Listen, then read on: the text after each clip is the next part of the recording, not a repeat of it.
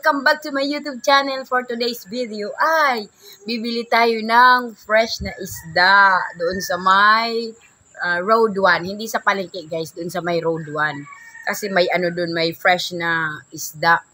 Tara na guys, pupunta na tayo sa bilihan ng hito. Come here! Let's go!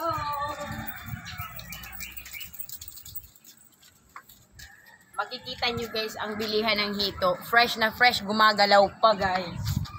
Tara, sumusunod sa akin ang aso ko. Sasakay na ng tricycle. Ayan. Bibili na tayo ng isda. Fresh na fresh at gumagalaw pa. Na tricycle tayo. In this video.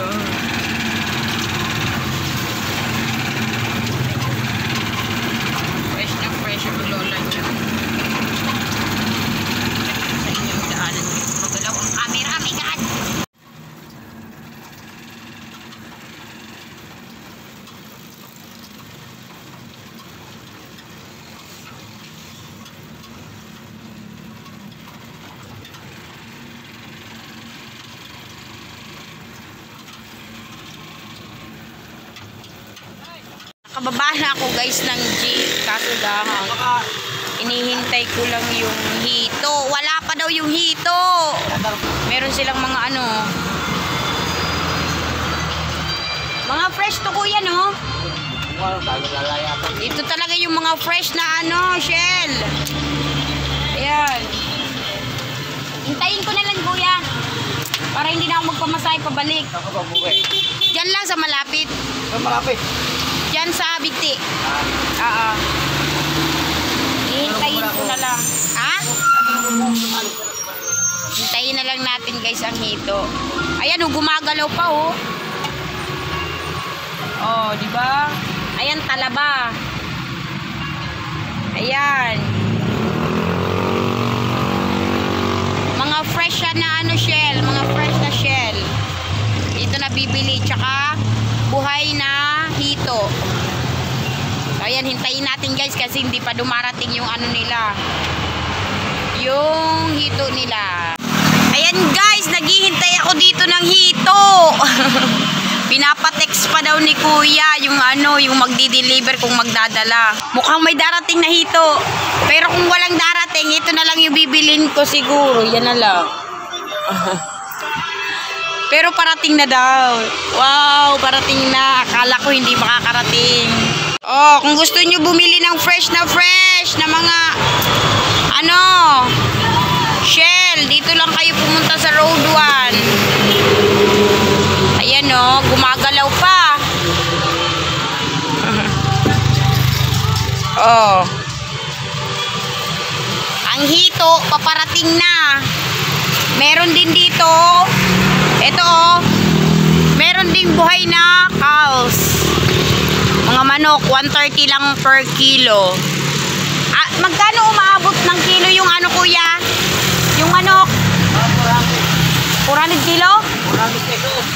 400 pesos, umaabot ang isa. Pero ang tataba naman oh. Ayan, oh. Punta na kayo dito sa may Road 1. Dito lang yung bilihan ng mga fresh. Dito yung hito, paparating na, inaayos ni kuya. Waiting tayo dito guys. Nandito ako sa malapit sa kalsada, naghihintay ng hito. Ayan o. Nandito lang ako sa may kalsada. Hintay ng hito. Sa wakas, dumating din yung hito. Almost 2 hours. Naghintay. Andito na.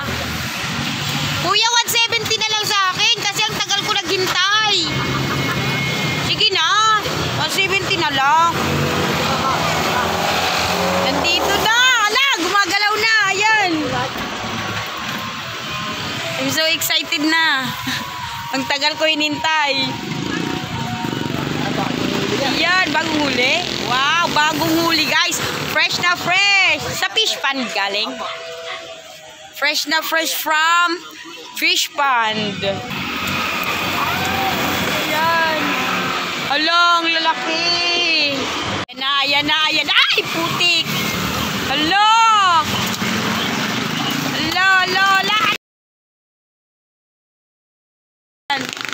Inuhuli na ni tata yung sa akin. Yung malaki tay.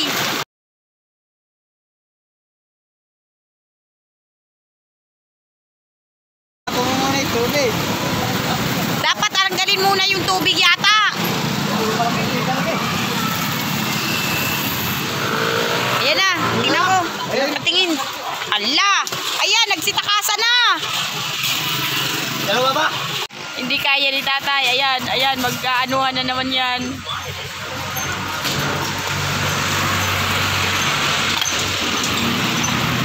Ay! Tatalsik guys yung tubig. Hindi kaya hulihin na.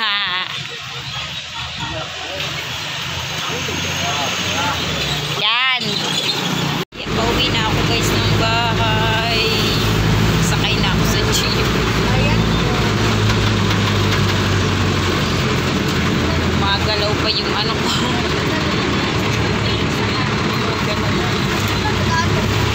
Bumili ako dito guys sa palengke ng mga pechay, nyog, tsaka kung anik-anik pa. And nandito ako sa palengke guys. Ayan o. Para makabili ng mga gulay and everything. Panghalo sa hito. Ayan, para ready na tayo. Excited na ako lutuin ang hito guys. Ayan, bumili ako ng nyog, ng pechay. So ayan.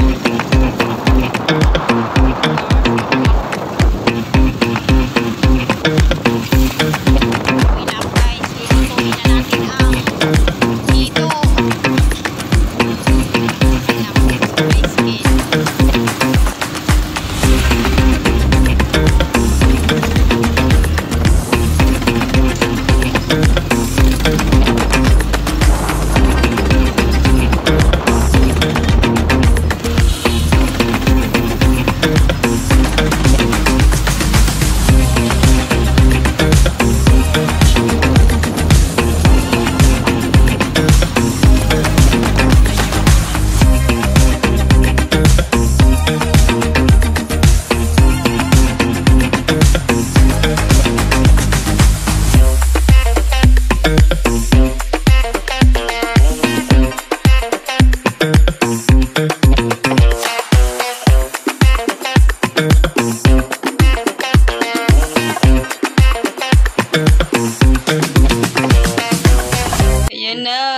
Lilinisan na namin. Ayan na. Guys, ang laki niya guys. Ayan. Magpiprito kami tsaka gagataan namin.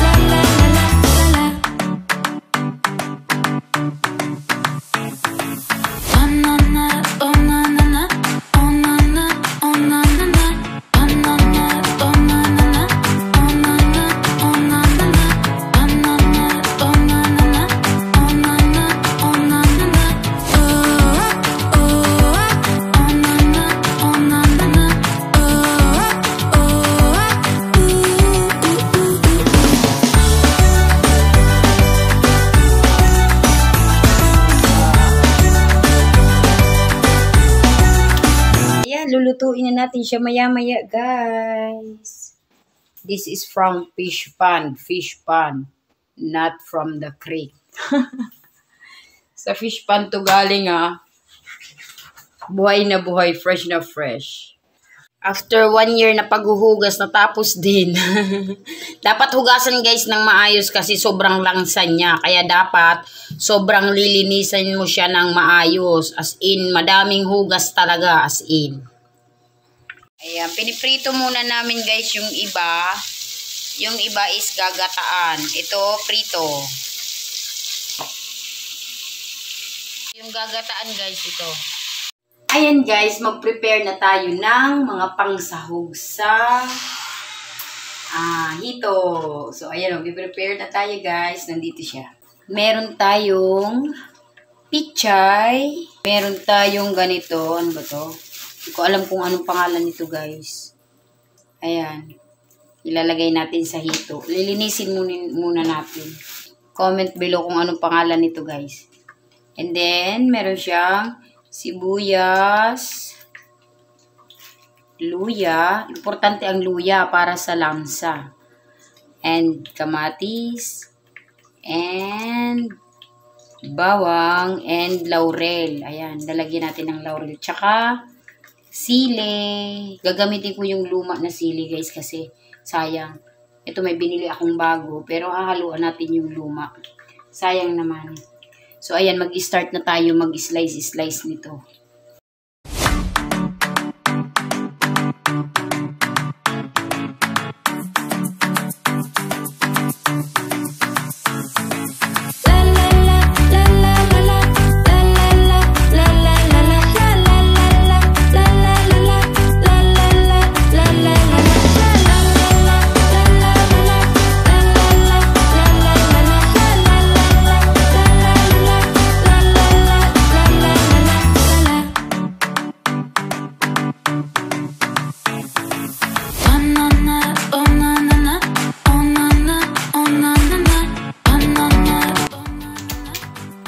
Hugasan natin yan ng maigi mamaya, guys.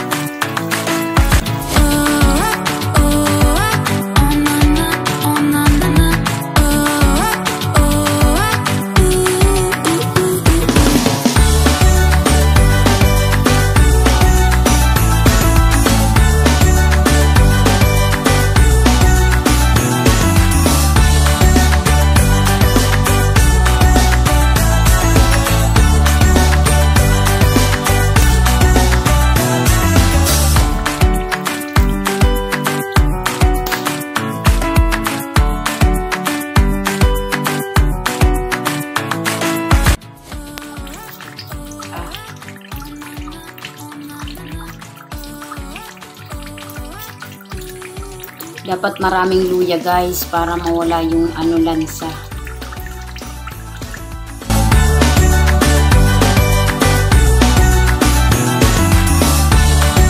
Laurel. Ayan. Kunti lang guys.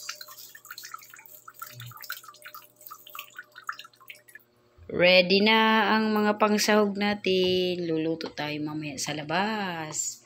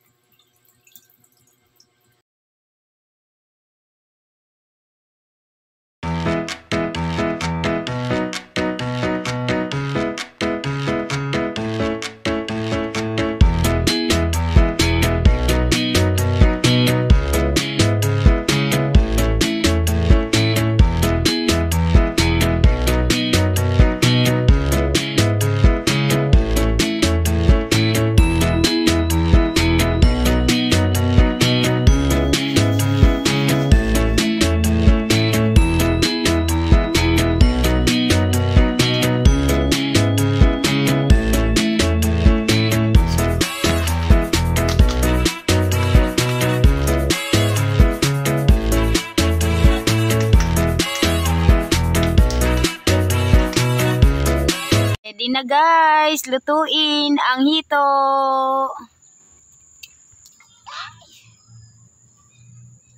Mapagod pa siya dyan, oh. Ito na nga, lighter, oh. Huwag na ito.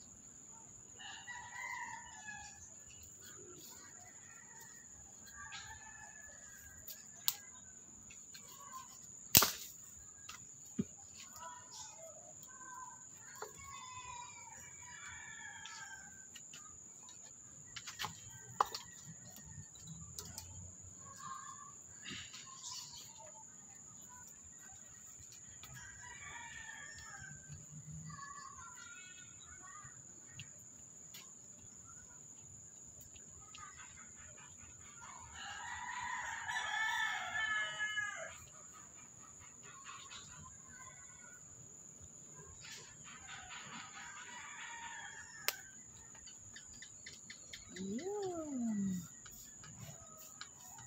Layo na siya.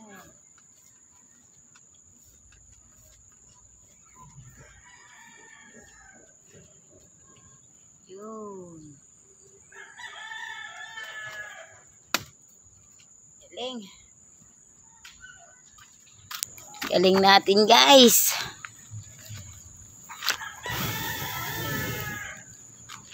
Oh, di ba?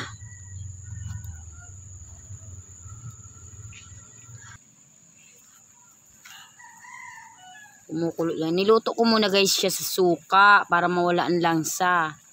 Pagkatapos, pag natuyo na yung suka, ilalagay ko na ang gata. For the gata na. Di ba? Ayan, ang bilis. Kumukulo na siya. Bilis kumulo. Nilagay ko na guys ang unang gata. Tapos nilagyan ko na ng gulay. Ayan. Mamaya, pag natuyo, lalagyan ulit ng another gata. Tapos, ilalagay ko yung pecha. Ayan, luto na siya guys. Sobrang sarap. Nanunuot sa gata. Titikman natin guys. Sobrang sarap. Kuha tayo ng maliit lang. Yung maliit lang. Lagyan natin ng gulay, syempre sili, and asa na yung gulay na long sarap. Yan, titikman na natin.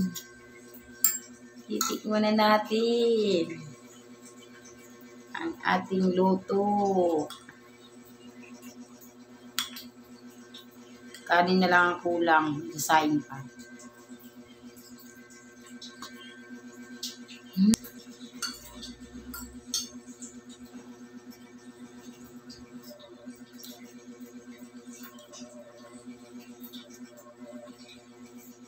Ang sarap guys. Ang sarap.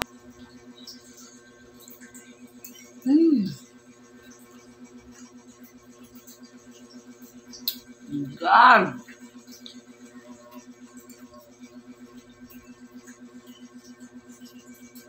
Hindi talaga maiwasan na hindi kumain ng bawal. Bawal to sa may uric acid. Sarap.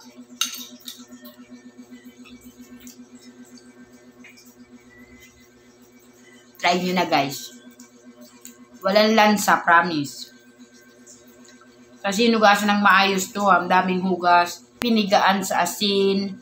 Pinigaan sa suka. Tapos, niluto muna sa suka bago nilagyan ng gata. Kaya wala talagang lansa.